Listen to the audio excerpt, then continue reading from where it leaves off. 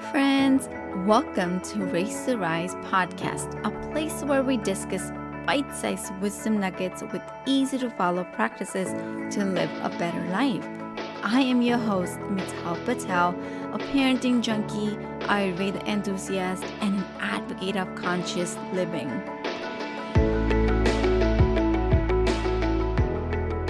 I hate you.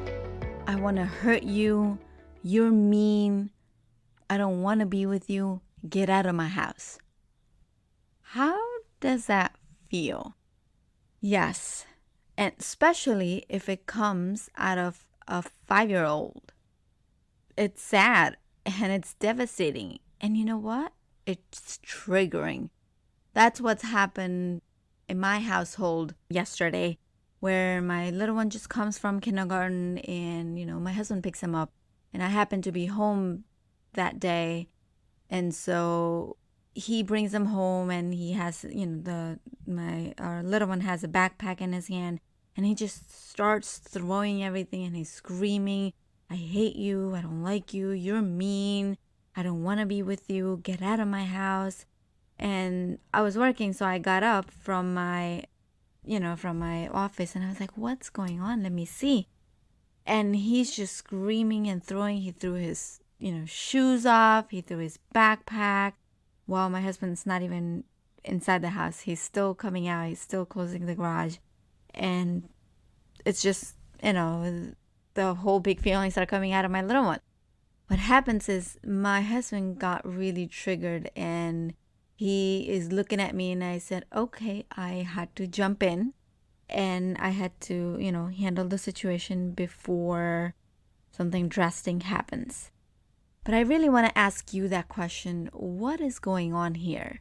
Like, what do you think is happening? And if you have certain situation happening in your household, whether it's your kindergartner or, like one from second grade, or your child from, or your preteen or teen, the behavior that, when the things don't go that way, what happens? Like, is there anything triggering? And I would really like us to pause here for 30 seconds and ask ourselves, have I ever witnessed any situations like this? And if I have, what were my thoughts? What's my response or reaction to certain situation? And I want to share mine. My first response whenever something like this is happening in the house is always intervene. Because at this point, I know that this is a safety concern, because the 5-year-old is throwing his shoes and he's throwing his backpack, and because he's going through that phase where he'll throw everything. That's how his anger comes out. And so my initial response was to intervene and separate him from the dad. Then as soon as I separate him, and I always try to take him in a space where it's just me and him, and no one's around, so that he can open up to me and I can create that safe space for him. I can give him that space where he can express his feelings. Doesn't matter how dark they are. Doesn't matter how, the big emotions, because I know that I'm not afraid of his feelings. And I only do that when I feel like I am in that headspace and I am self-regulated. So sometimes if that's triggering to me, I walk out first, and, I take my breaths, or I remind myself that, he's not giving me a hard time, he's having a hard time. And so as soon as I am done reminding myself, I will go to him, I take him, I separate him. And so yesterday what I did was I took him and we went in one room, but then dad, of course, followed us in that room. So then I took him out, and I just took him outside. I have a swing outside, so it was a little chilly outside, so I took his blanket and I just went outside with him. And then I said, oh my God, what just happened here? Must be like, you must have like really, really big feelings. There has to be, like, you must be really upset to say that to dad. What's going on? Like, I really want to help you. How can I help you? And so when I asked, as soon as he heard me asking, how can I help you? And, what's going on? it was such a leading question for him that, that he was able to, like, look at me. And as soon as he looked at me, I asked him again, like, because the way he's a manifestor and the way it works for him, the communication wise, I have to ask him like powerful leading questions and open-ended questions. And so I asked him, like, are you hungry? Are you thirsty? Are you, like, what's happening? I want to hear did something happen in school? And at that point, I left it. I left it for him to, say and share his response. And the first thing I hear from him is that, you know what happened today? And I said, what? And he's like, Lily wasn't in the bus today. And she didn't even come to school today. So that clicked. Okay. He has a friend who is, who he goes to school with. They go to bus together. They sit next to each other in the classroom. They happen to be, classmates and happen to be on the same table. And they also sit in the bus together. So that was it. I found the answer. Something happened at school where he was really upset about it.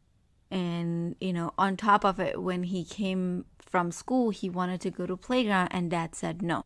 So it all just added. And so he was really upset and it just came out. And so after hearing that, like, of course, I acknowledge and validated, like, oh my goodness, that must be really upsetting. As soon as he hears me, he nods his head and I said, I know, sometimes things gets really upsetting. Like with me too, it happens at work and I'm having a hard time too. And so that's why, what I do when I'm having a hard time and when I'm really upset, I come home and I ask you for extra hugs. Those extra hugs are always because I had a hard time.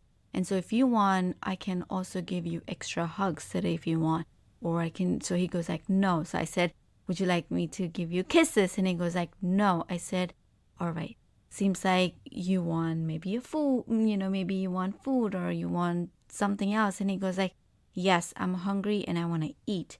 So like, after that conversation, yes, of course he ate and then it all melted down. And then all he wanted to do is talk because that's one of his thing when he's having a hard time and he is really, really upset or, he's experiencing big feelings. He wants to talk. He wants to just tell me everything and he just wants that space where nobody is watching him or nobody's looking at him except it's just me and him.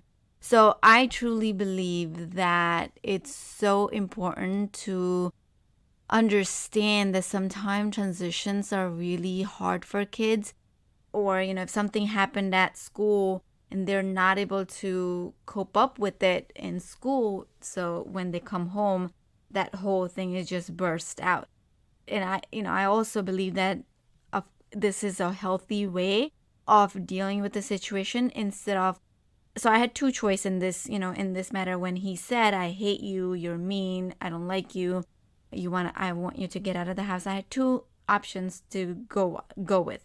First one, I could have gotten mad at him and I could have said something or I could have, punished him or blame or shamed him for expressing his feelings, or I validate his feelings and we work together. And so it is always best, of course, it's always best to use the second option. But before we do that, we need to remind ourselves. So today, I just wanted to share that story because it's such a powerful for even for me sometime when I reflect how I handle every situation, because it's a repeated behavior for him when he is really upset or when things don't go his way or just the way he wants it. For him it comes out as anger. Anger is the first emotion. Everything for him comes out as anger, frustration, but he'll throw things, right? And he'll say the upsetting words. And so what I did in here, I just want to summarize it is, first thing I did was intervene. Second thing was I self-regulated myself and reminded myself that my child is not giving me a hard time, rather he's having a hard time. Third, I try to break the ice by having conversation by asking him leading question and then providing the space for him to express his feelings. Once he expresses his feeling, then I go forth, I acknowledge and validate his feeling that it's okay to be upset. His friend wasn't there. And I hear you that it must be really upsetting. So when we validate their feeling, they understand that it's okay to have the big feelings. And then, lastly, I also ended up the conversation by setting the boundaries that it's okay to be upset, but I won't let you use those words. It's truly okay to be upset. But we have to set that boundaries so that they understand that it's okay to be upset, but it's not okay to hurt someone, right? It's completely fine. We can work through. And I always also remind him too that doesn't matter what the behavior is. I and Daddy, we always love him regardless of his behaviors. So just remember that it's not personal. He is good. He's just having a hard time, and it's just that he's learning to communicate his feelings and wants. And so when a child is saying hurtful words, it just means that they need help. And right now, it's in that moment, it's our job to help them, right? And eventually they learn over time. It takes time. It's a repetition, right? I mean, research says that if we want to master a skill, we need to practice it for 10,000 hours. He's a 5-year-old. He hasn't put in 10,000 hours in regulating his emotions. And so it's just about us reminding ourselves that, my child is learning, and it's a lot more for him to handle all these situations in the transition. So yes, respond to these hurtful language as best as you can. But again, also remind yourself that it takes practice. We are not here striving to be a perfect parent because perfect parent doesn't exist. We are here, we are the perfect parent for our perfect child. We don't need to master the skill. We don't need to show the perfections, right? It is what it is. This is how life is. Life is about improvement. Life is about progress and not about striving for perfection.